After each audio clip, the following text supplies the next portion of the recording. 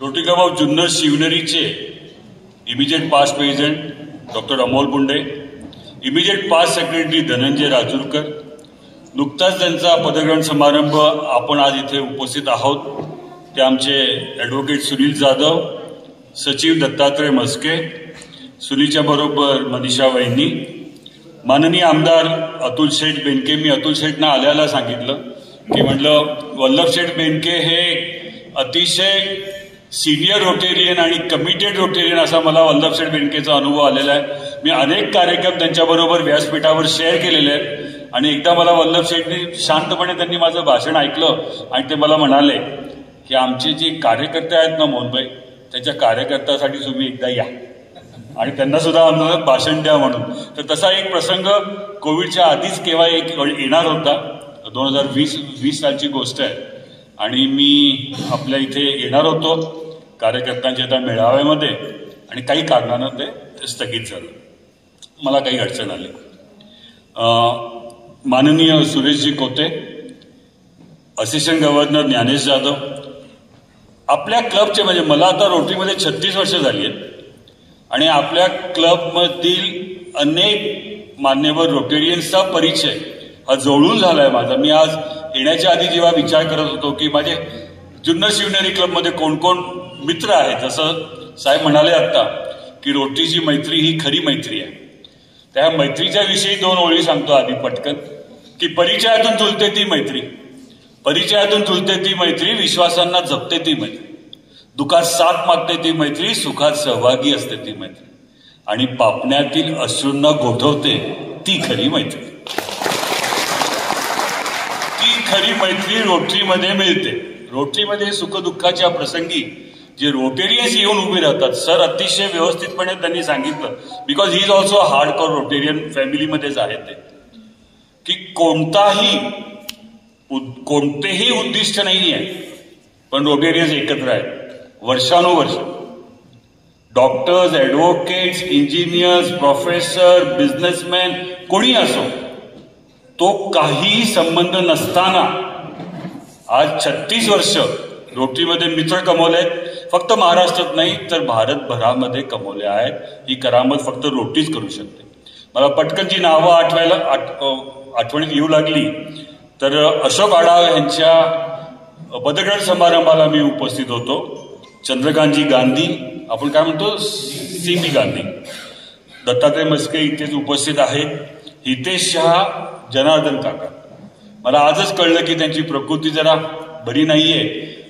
ती त्यांची fur cap, ती फर कॅप जे रोटेरियन्स नाही आहेत त्यांच्या माहितीसाठी सांगतो, अख्ख्या डिस्ट्रिक्ट 3131 मध्ये बाबळे काकांची फर कॅप जी आहे ती इतकी फेमस होती की त्यांच्याशिवाय कोणी फर कॅप दुसरी घालत नव्हतं. तर ह्या विविध भाषांमध्ये बोलण्याचं कसब जे आहे हे रोटरीमुळेच शिकलो. त्यांनी परिचय करून देताना सांगितलं हिंदी, इंग्रजी, मराठी, उर्दू वगैरे वेगवेगळ्या भाषाची, की मैत्रीविषयी मी 4 ओळी बोललो आधी, की परिचयातून जुळते ती मैत्री, ते जे मी बोललो तशा इंग्रजीमध्ये 4 ओळी आहेत की friends are amazing when they are new, friends are amazing when they are new, they are wonderful when they are true, but they are a true blessing when they are like all of you. किसी एक door को थामने जाओ तो हम पर ये नाम आ जाता है, वफा में दोस्तों पर अक्सर ये इल्जाम आ जाता है, कुछ ज्यादा ही दिल से निभाते हैं हम दोस्ती, कुछ ज्यादा ही दिल से निभाते हैं हम दोस्ती, कि उदास हो वो वहां और आंखों में अश्कों का पैगाम यहां आ जाता है. तो पुढे शायर असं म्हणतो कि लोग मंजिल को मुश्किल समझते हैं, लोग मंजिल को मुश्किल समझते हैं, हम मुश्किल को मंजिल समझते हैं, बड़ा फर्क है लोगों में और हम में, बड़ा फर्क है लोगों में और हम में, लोग जिंदगी को दोस्त, हम दोस्तों को जिंदगी समझते हैं. अभी कुछ दोस्तों के नाम बोलना में रह गया, यहाँ पर अभी ले लेता हूं. हमारे दोन क्लब के जो अध्यक्ष है दीपक सोनावणे अभी मेरे सामने यहाँ पे, दीपक और हमारी बहन जो है अर्चना, वो खास दोन से यहाँ पर आए हैं, उनका भी स्वागत है. और मेरे साथ पुणे से यहाँ तक जो आए हैं नितिन मुले, फाउंडेशन डायरेक्टर, और अभी एक नया मित्र मैंने बनाया है कार में, किधर है अपूर्व मित्र, ये नया दोस्त बना है मेरा, यंगस्टर है और ये अभी जल्दी रोटरी में आने वाला है हमारे साथ. उसकी भी हमने व्यवस्था गाड़ी में जब हम ट्रेवल कर रहे थे तब हमने कर ली. आईंचं जेव्हा आशीर्वाद सुनील आपण घेत होतो, फार आवश्यक आहे आयुष्यामध्ये. म्हणजे जसं सर म्हणाले की जीवन आपलं किती अनिश्चित आहे याविषयी कोणीच काही सांगू शकत. म्हणजे स्वातंत्र्यपूर्व काळापासून आलेली आपल्या समाजातील जी एक सामाजिक विषमता जी आहे, या सामाजिक विषमतेतून निर्माण झालेली सामाजिक असुरक्षितता, त्यातून निर्माण झालेली संचय करण्याची वृत्ती आणि संचय करता करता गमावलेली संवेदनशीलता, हा जो क्रम स्वातंत्र्यपूर्व काळापासून जो सुरू आहे, आज 75 वर्ष पूर्ण झाल्यानंतर सुद्धा ती सामाजिक असुरक्षितता कमी झालेली नाहीये. याचं कारण की सामाजिक विषमता कमी झाली नाही. मनुष्य प्रचंड इनसिक्युअर्ड आहे, त्याला कळत नाही उद्या काय होणार आहे, त्यामुळे तो संग्रह करत असतोय. मुलांसाठी संग्रह करत होता तोपर्यंत ठीक आहे, पण आता नातवंडासाठी सुद्धा संग्रह करतोय. आणि अशा प्रकारे संग्रह करतोय जणू काही त्याला खात्री आहे की तो अमरपट्टा घेऊन आलाय आणि उद्या सकाळचा सूर्य तो पाहणारच आहे. अशा प्रकारची जनसामान्यांची परिस्थिती आहे. जनसामान्यांची परिस्थिती इतकी बिकट झाली आहे सध्या की या संवेदना गमावल्यामुळे शेजाऱ्या बाजारांच्या सुखदुःखात सहभागी होणारा मनुष्य आता आई वडिलांना सोबत ठेवण्यासाठी सुद्धा तयार नाही. मोठ्या मोठ्या शहरामध्ये जेव्हा आपण बघतो की जेव्हा प्रथमच वृद्धाश्रम जेव्हा आले तेव्हा सगळ्या विद्वान मंडळींनी चर्चा केली की आपल्या समाज चौकटीमध्ये वृद्धाश्रमाची काय आवश्यकता. चर्चा केली, सगळं झालं, वृद्धाश्रम आले. फक्त आले नाही तर वृद्धाश्रम येऊन स्थिरावले, आणि स्थिरावले नाही तर त्याच्या पुढची एक पायरी अशी झाली की आता पंचताराकीत वृद्धाश्रम बनवायला लागले. मुलगा एक तो म्हणतो मी US ला जाणार, मुलगी म्हणते मी ऑस्ट्रेलियाला जाणार. आई बाबांसाठी परांजपेमध्ये फ्लॅट घेऊन ठेवूया, अशा प्रकारच्या संस्कृतीमधून आपण चाललोय. पण हे खरं नाहीये. ज्या भौतिक सुखवस्तू गोळा करण्याच्या नादी प्रेम, स्नेह, जिव्हाळा हे जे आपण सोडत चाललोय, समाजामध्ये धोक्याची घंटा वाजलेली आहे. अशा प्रकारची आपली वर्तणूक जी आहे ती सरळ रेषेमध्ये अशी वरती जाणार नाहीये. तिला थांबावं लागेल कुठेतरी आणि तिथून U-टर्न करावं लागेल आणि पूर्वीसारखं प्रेम, स्नेह आणि जिव्हाळा हा ठेवणं आवश्यक होणार आहे. रोज सकाळी वर्तमानपत्र उघडल्यानंतर पहिली बातमी तुमच्या डोक्यात जी समोर येते, डोळ्यासमोर, ती काय असते? नवीन प्रकारची गुन्हेगारी रोज वाढत चालली आहे. सायबर क्राईम हा रोजचा विषय झालाय. आता एका बाईनी तिची प्रेग्नन्सी अबॉर्ट करण्यासाठी प्रयत्न केला, त्यात तिचा मृत्यू झाला. त्यामुळे नवऱ्यानं ती बाई आणि 2 लहान चिमुरडी मुलं 5 आणि 7 वर्षाची नदीत फेकून दिली. कुठे चाललोय? कुठे चाललोय आपण? संवेदना इतक्या बोथट का होऊ लागल्या? लहान मुलांच्या संवेदना ज्या आहेत त्या तरल आणि उत्कट असतात.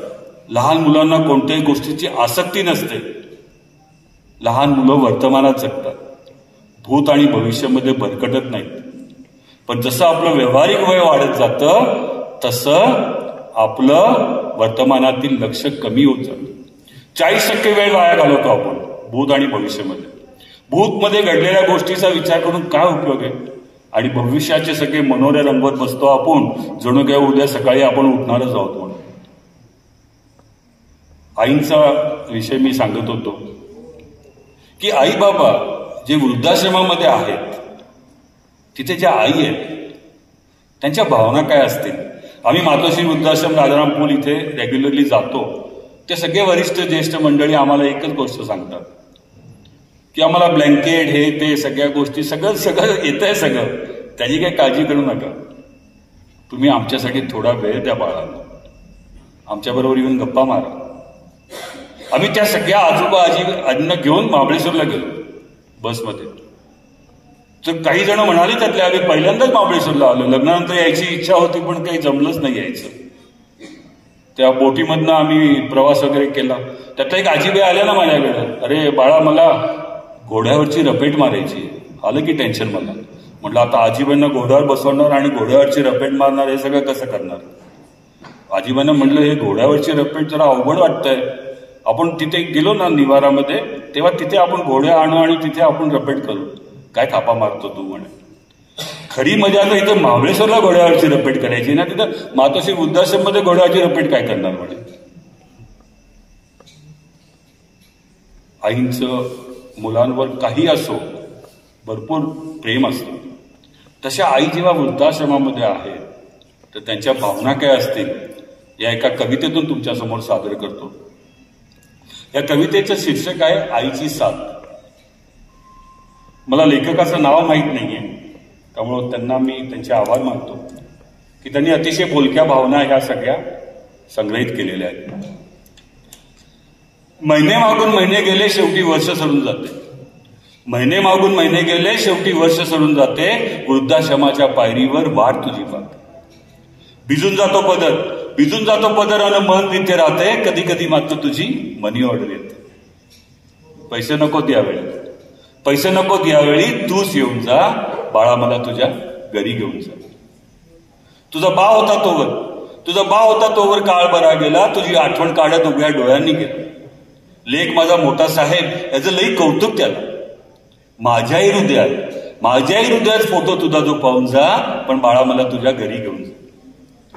दुष्काळच्या साली जन्म तुझा झाला, दुष्काळच्या साली जन्म तुझा झाला. तुझ्या दुधासाठी आम्ही चहा सोडून दिला. एक कपडा वर्षाकाठी पुरून घातलं. साली घातली बापानं पण तुला शाळेमध्ये घातलं. हवं तर तू हे सगळं विसरून जा, हवं तर तू हे सगळं विसरून जा. पण बाळा मला तुझ्या घरी घेऊन जा. धुणभांडी करीन मी, केर कसा काढीन मी. आळूवड्या पुरणपोळ्या तुझ्यासाठी रांधीन मी. नातवंडाचं दुखलं खुपलं सगळं बघीन मी. घाबरू नकोस त्यांची आजी असं नाही सांगणार मी. घरातली कामवाली म्हणून घेऊन जा, घरातली कामवाली म्हणून घेऊन जा. पण बाळा मला तुझ्या घरी घेऊन जा. थकले डोळे बाळा, प्राणकंठी आले. तुझ्या विना जगणे आता मुश्किल झालं. विसरू कशी तुला मी, तुझ्यामुळं आई झाले. पोर माझं कुलभूषण, पोरकी मी का झाले. आता जमलंच तर ह्या थडग्यावर येऊन जा. आणि त्याच्याही पुढे जमलंच तर हा वृद्धाश्रम पाडून जा. पण बाळा मला तुझ्या घरी घेऊन जा. बाळा मला तुझ्या. ह्या असतात आईच्या भावना.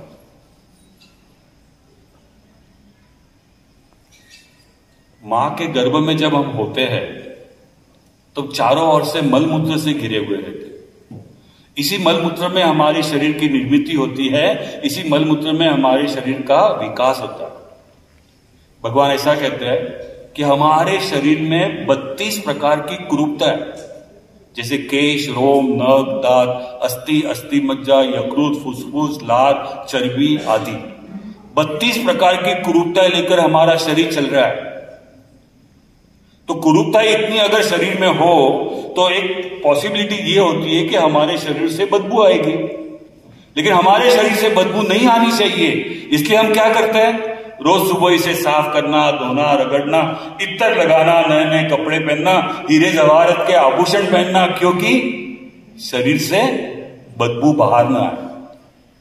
लेकिन हम ये भूल जाते हैं कि शरीर धोखा है, शरीर को मौत लगने वाली है, ये भूल जाते हैं. शरीर के अंदर जो चेतना है, हमारी जो आत्मा है, वो मूल स्वभाव से का सौंदर्य निखारने के लिए हमने क्या करना चाहिए. जब शरीर से चेतना का पक्षी जब उड़ जाता है, ये सवाल बड़ा हमेशा खड़ा रहता है. सामान्य माणसाची परिस्थिती अशी आहे सध्या, ज्येष्ठ कवींच्या 2 ओळींमध्ये सांगतो की एवढ्या छोट्या आयुष्यात खूप काही हवं असतं, एवढ्या छोट्या आयुष्यात खूप काही हवं असतं, पण हवं तेच मिळत नसतं. आणि हवं तेच मिळालं तरी खूप काही कमी असतं. चांदण्याने भरलेल्या आकाशात आपला अहवाल नेहमी रिकामच असतो. दुसऱ्याकडे बघत असतो. 2 बेडरूमच्या फ्लॅटमधनं 3 बेडरूम मध्ये गेला, 4 मध्ये गेला, 4 मधनं बंगल्यावर गेला, मारुतीमधनं मर्सिडीज पर्यंत गेला. हे सगळा प्रवास जेव्हा चालू असतो तेव्हा आपण हा का विचार करत नाही की आपल्या आयुष्यामध्ये गरजा किती आहेत आणि आपण अपेक्षा किती वस्तूंची करतोय, हा विचार करतच. कारण की गरजा कशासाठी असतात, आनंदी होण्यासाठी. आणि आनंदी होण्यासाठी सोपा मार्ग जर मला कळला असेल या 36 वर्षामध्ये, तर तो अतिशय सोपा मार्ग तुमच्या समोर सांगण्याचा प्रयत्न करतोय की इतरांना आनंदी करण्याचा प्रयत्न करा. अतिशय सोपा मार्ग हा माझ्या शालेय जीवनापासून मी शिकलेला आहे. आणि इतरांना आनंदी करण्यासाठी काही बिल म्हणजे टाटा बिर्ला किंवा बिल गेट्स होणं आवश्यक नाहीये. खरंच नाही. टाटा बिर्ला होणं आवश्यक नाहीये इतरांना आनंदी करण्यासाठी. फक्त मन पाहिजे की मी ते करू इच्छितो. कोल्हापूरच्या रेल्वे स्टेशनच्या तिथे 4 बांबू, वरती पत्रा, जुनी काळी चादर, एक गोंडपाट, काही जर्मनची भांडी असा संसार थाटून एक आजीबाई बसल्या होत्या. वय वर्ष 72, केस पिकलेले, फाटकी सायकल लावायची, कॉलेजला जायची आणि परत संध्याकाळी सायकल घेऊन जायची. अशाच एक दिवशी एक मुलगा सायकलच्या हँडलला आपला जेवणाचा डबा लावतो आणि तिथून निघत असतो तेव्हा आजीबाई त्याला हाक मारतात. अरे बाळा, ऐकतोस का? काय नाव तुझं? तो म्हणतो अमित. कुठल्या गावचा? हे. 2-3 उत्तरं दिल्यानंतर मग आजीबाई महत्वाचा प्रश्न विचारतात त्याला की तुझ्या जेवणाच्या डब्यामध्ये काही शिल्लक आहे का? काटतो खून नाही, कळत नाही त्याला अमितला काय बोलायचं. 1 मिनिट असाच गप्प बसतो आणि मग हळूच उत्तर देतो, नाही हो आजीबाई, क्षमा करा, आज माझ्या डब्यामध्ये काही नाही. चेहरा थोडा ओशाळलेला होतो आजीबाईचा, तरी ते स्मित हास्य टिकवण्याचा प्रयत्न करतात आणि सांगतात त्याला, बरं बरं, आज नाही तर ठीक आहे, पण जेव्हाही तुझ्या डब्यामध्ये काही शिल्लक असेल तेव्हा ते मला देत जा, मला उपयोगात येईल. फार वाईट वाटतं त्याला. घरी जातो, सायकल लावतो, आईकडे जातो, आईना सांगतो ही गोष्ट. आपल्या भगिनी ज्या आहेत ना, ह्या भगिनी आहे ना अतुल शेठ, ह्या पुरुषांपेक्षा जास्त सेन्सिटिव्ह असतात. हे संवेदनशील जास्त असतात. पटकन आई सांगतात त्यांना, त्या मुलाला, की उद्या तू 2 पोळी जास्त घेऊन जा. बाबा आतल्या खोलीमध्ये बसले असतात, त्यांनी सगळं संभाषण ऐकलेलं असतं, ते सुद्धा सांगतात भाजी घेऊन जा आणि गेल्या गेल्या स्टेशनवर जाऊन त्यांना दे, म्हणजे त्यांचं ताजं खाऊन येईल. हा तसं करतो. आजीबाई अनेक आशीर्वाद देतात आणि तो तिथनं जातो कॉलेजला. कॉलेजला मित्रांसोबत ही गोष्ट सगळी शेअर करतो, असं झालं. सगळ्यांना वाईट वाटतं की अशाच प्रकारची परिस्थिती. प्रत्येक मित्र स्वतःच्या डब्यातून काहीतरी काढून अमितचा 3 कप्प्याचा जेवणाचा डबा पूर्णपणे भरून टाकतो. अमितची कॉलर टाईट, डबा 3 कप्प्याचा भरलेला. जातो संध्याकाळी आजीबाईकडे, आजीबाई हा घ्या डबा. आजीबाई डबा उघडतात, 5-6 विविध पदार्थ डब्यामध्ये दिसतात. तेव्हा त्याला लक्षात येतं की ह्या मित्रमंडळींनी काहीतरी हे सगळं जमवलेलं आहे. थांब बाळा, ह्याची पुढची गंमत तुला सांगतो. एक पोळी घेतात, छोटे तुकडे करतात, दूरवर असं मैदानावर पसरून ठेवतात, एका वाटीमध्ये पाणी ठेवतात आणि म्हणे आता बघ. चिमण्या येतात, चिमण्या तो पोळीचा तुकडा खातात. काही चिमण्या तो पोळीचा तुकडा चोचीमध्ये पकडून उडून जातात फरकत.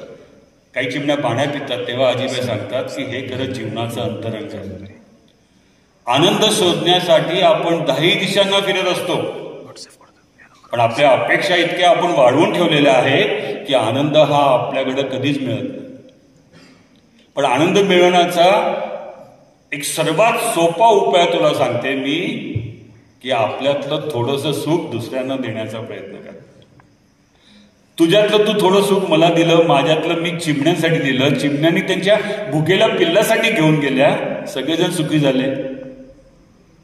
आता आजीबाई काही टाटा बिर्ला आहेत, पण इतरांना सुख देण्याचं काम त्यांच्या हातून झालं ना. पुढची गोष्ट फार त्रासदायक आहे.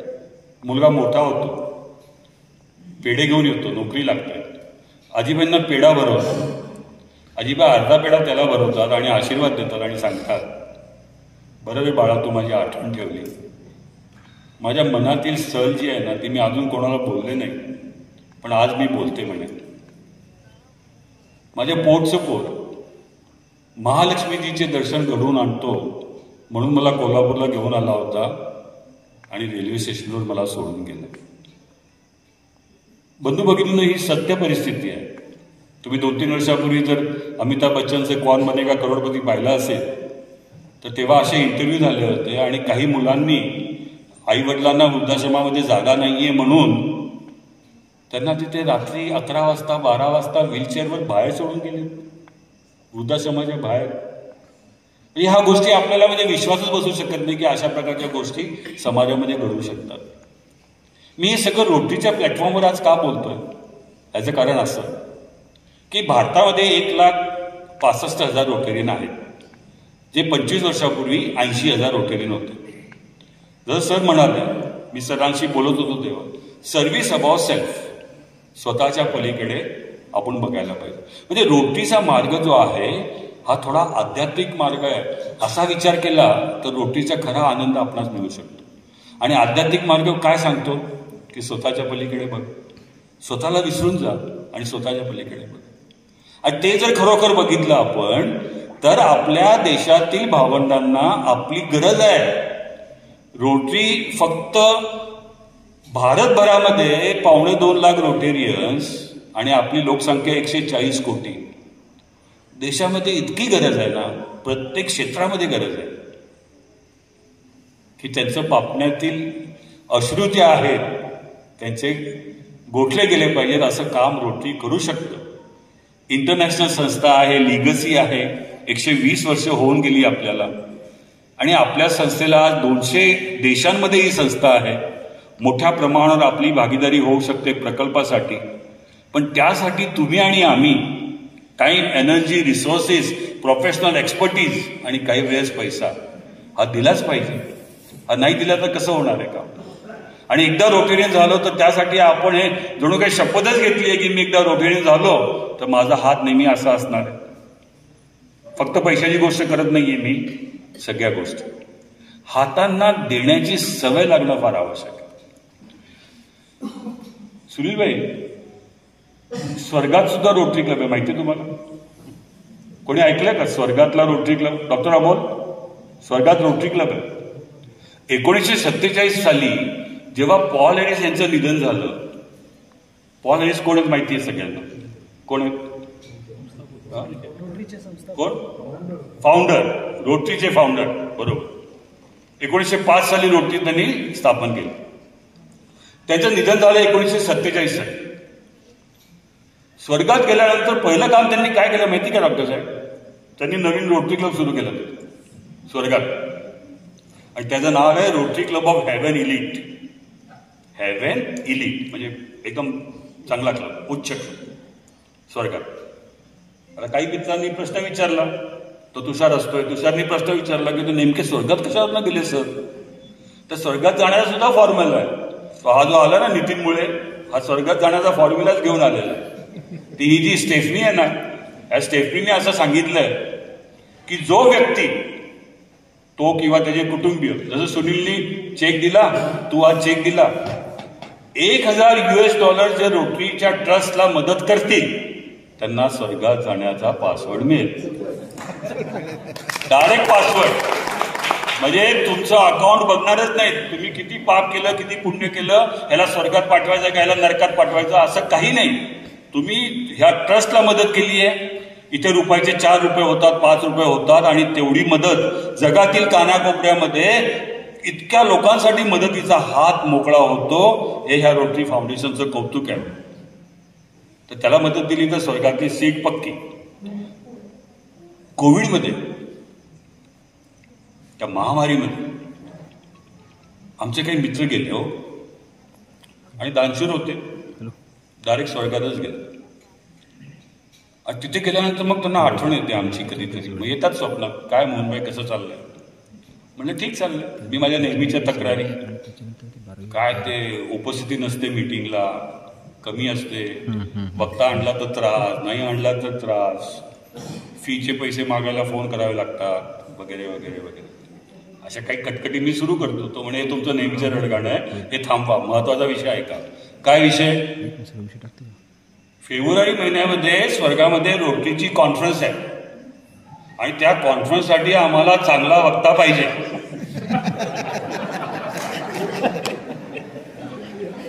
आणि आम्ही असं ऐकलंय की तुम्ही शिरोशायरी चांगली करता. आता सर सांगा काय परिस्थिती होईल? फक्त विचार करा मनामध्ये, फक्त विचार करा. अमरपट्टा नाही घेऊन आलो आपण. आपली जीवनाची डोर केव्हाही थांबू शकते. ह्याच्यावर का विश्वास ठेवत नाही आपण? मुलं मोठी होऊ द्या, मुलांनी व्यवहार सांभाळू द्या, तिथपर्यंत ठीक आहे हो. नातवंड मोठी होऊ द्या म्हणतात लोक.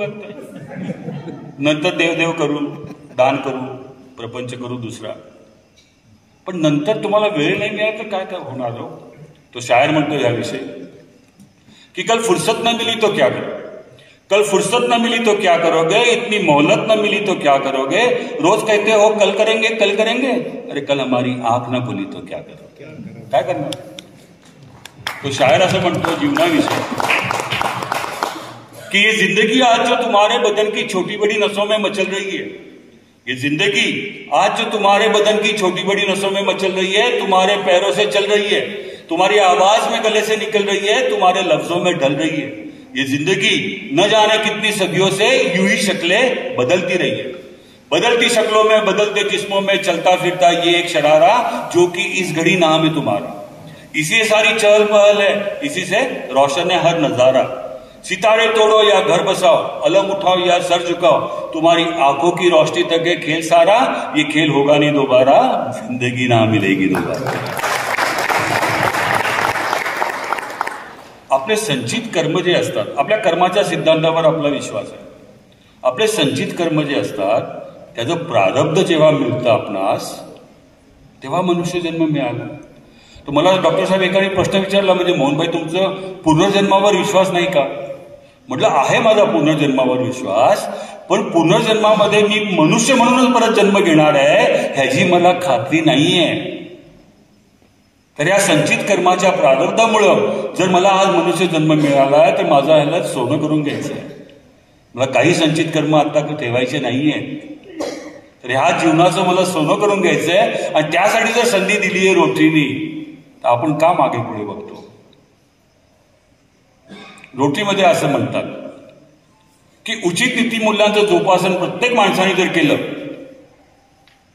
तर आपल्या पुढे कोणतीही समस्या येणार नाही. हे पहिलं मत आहे रोटरीचं.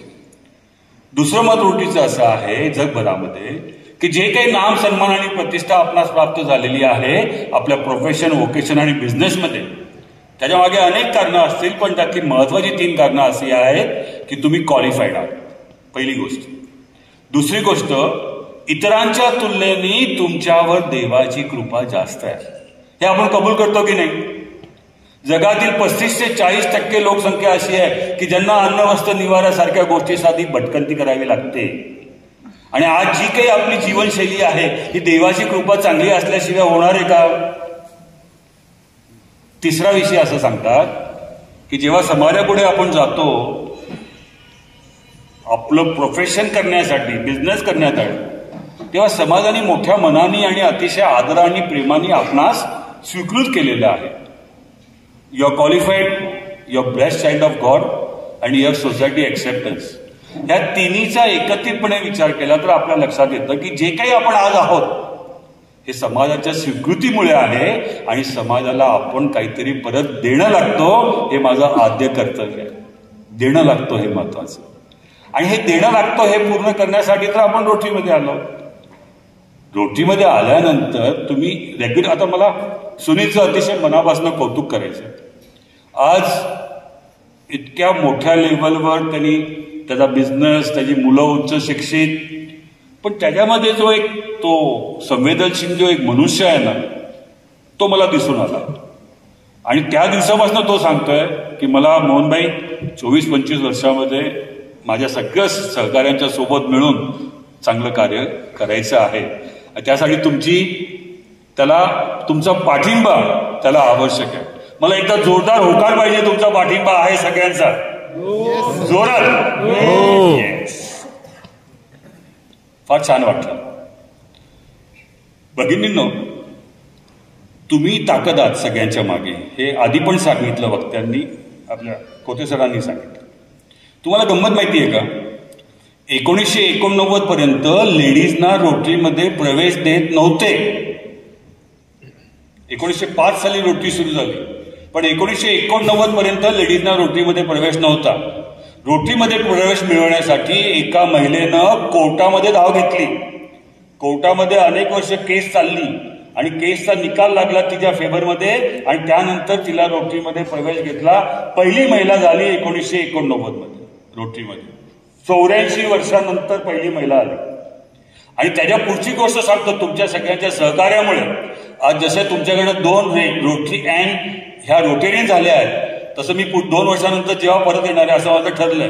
2 वर्षानंतर कोण अध्यक्ष इथे बसले, त्यांनी मला सांगितलंय, आतल्या कानातच सांगितलं होतं की आमच्या वेळेस पण यायचंय म्हणून. आता त्याला गाठ बांधून ठेवावी लागेल. तर 1989 मध्ये एक महिला आली रोटरीमध्ये, 11 आणि 24 35 वर्ष झाली. या 35 वर्षामध्ये तुम्हाला आश्चर्य वाटेल, 30 वर्षापूर्वी 35 वर्षापूर्वी 12 लाख रोटेरियन होते 1995 मध्ये. किती? 12 लाख रोटेरियन. आजही 12 लाखच रोटेरियन आहेत. पण जेव्हा महिलांना प्रवेश दिला रोटरीमध्ये, तर ह्या 25 वर्षामध्ये 3 लाख महिला रोटरीमध्ये आल्या. एकदा जोरदार टाळ्या त्यांच्या. सर, ह्या भगिनी जर रोटरीमध्ये आल्या नसत्या तर काय झालं असतं? 12 लाखाची आपण 9 लाख झालो असतो. हा बोलला. संस्थेची घसरण झाली असते. आगेकूच व्हायला पाहिजे त्याच्या ठिकाणी मेंबरशिप कमी झाली असते. ह्याच्या मागे अनेक कारणं आहेत. आज पाश्चात्य देशामध्ये अमेरिका असो, जपान असो, कॅनडा, न्यूझीलंड, ऑस्ट्रेलिया या सगळ्या ठिकाणी रोटरी कमी होत चालली आहे आणि आपल्या देशामध्ये वाढत चालली आहे. कौतुक आपल्या देशातील संस्कृतीचं आहे. असे लीडर्स आहेत आपल्याकडं की जे रोटरी जोपासून आहेत. इतकी शांत बसली आहेत लहान मुलं. लहान मुलांचं कौतुक करणाऱ्या 4 ओळी सांगतो पटकन. की कागज की कश्ती थी पानी का किनारा था, कागज की कश्ती थी पानी का किनारा था, खेलने की मस्ती थी दिल ही आवारा था, कहा आ गई समझदारी की झंझट में वो नादान बचपन ही कितना प्यारा था. तो शायर पुढे असं म्हणतो की जिंदगी की उलझनों ने हमारी शरारतें कम कर दी, जिंदगी की उलझनों ने हमारी शरारतें कम कर दी और घर वाले खामखा समझ बैठे कि हम बड़े समझदार हो गए. अभी जिंदगी की उलझन जो है ना, उसके प्रोड्युसर डायरेक्टर हम है. जीवनामध्ये ज्या काही अडचणी आपल्याला येत आहेत ना, त्या आपल्या इथे डोक्यातून, मिश्किल डोक्यातून निघालेल्या कल्पना आहेत. त्या खरी गोष्ट नाहीच आहे ती. माझं एकच म्हणणं आहे सगळ्या बांधवांना, लहान मुलासारखं जगायला शिका. आसक्ती नाही, वर्तमानात जगतात, भविष्याची काळजी करत नाही, सगळं स्वतःचे कर्म जे आहेत ते सगळं करतात. सकाळपासून शाळा हे ते दांगडदिंगा सगळं करतात. रात्री शांतपणे झोपतात, मागचा पुढचा विचार करत नाही. दुसऱ्या दिवशी परत फ्रेश. कोणाशी भांडण झालं, कट्टी झाली, दुसऱ्या दिवशी परत पट्टी. आपण उगीच काहीतरी डोक्यात ठेवतो. अरे, शेवटची एक गोष्ट सांगू का? एक शेवटची गोष्ट. एक भाऊसाहेब आहे ना, वयवर्ष 88 स्वर्गात पोचतात. दानशूर असतात. तुम्ही म्हणाल ह्या माणसाला स्वर्गाचं इतकं काही प्रेम आहे, कधी पण जाऊ शकतो ना. त्यामुळे आपण सारखी आठवण ठेवलेली बरी की स्वर्गात जायचं म्हणून. एक गृहस्थ वयावर्षी 88 स्वर्गात पोचतात. 4 दिवस फार मजेत असतात. ते स्वर्गीय सौंदर्य, ती मेजवानी, त्या अप्सरा, ते नृत्य, ते खाणं, एकदम खुश.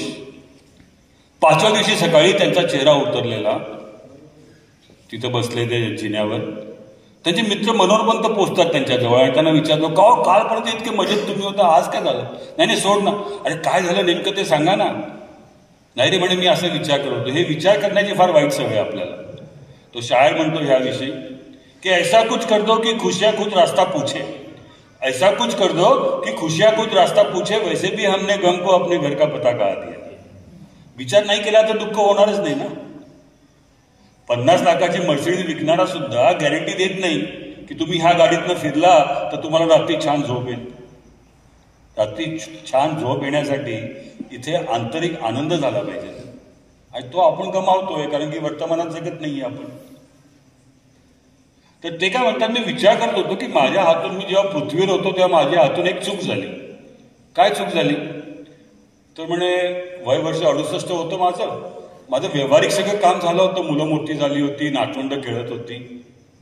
आणि त्या वर्षी काय झालं नेमकं, ते बाबा रामदेव आले आमच्या शहरामध्ये आणि त्याचं प्रवचन ऐकलं. त्याचं इतकं प्रभावी प्रवचन होतं, ते ऐकल्यानंतर तर मी गारच झालो. मग ते योगा प्राणायाम तर टीव्ही समोर बसून सगळी आसनं, सकाळचा वॉक, संध्याकाळचा वॉक, खाण्यापिण्याची पथ्य पाळली आणि माझी प्रकृती झाली एकदम ठणठणीत.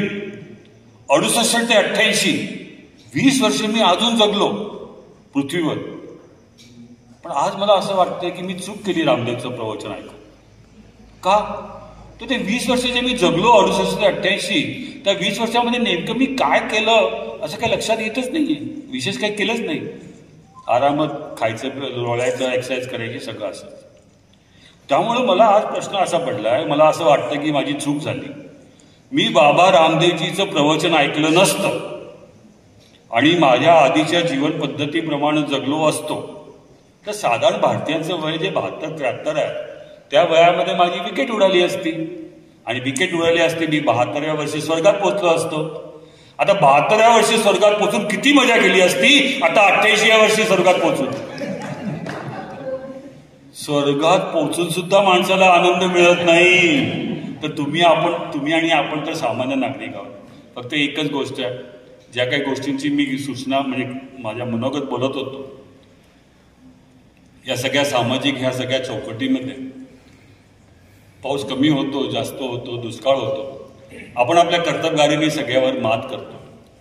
पण एक विशिष्ट जागा अशी आहे की जिथे पाण्याची कमतरता असून चालणार नाही आणि ती प्रत्येक माणसाला, रोटेरियनना, प्रत्येकाला असायला पाहिजे.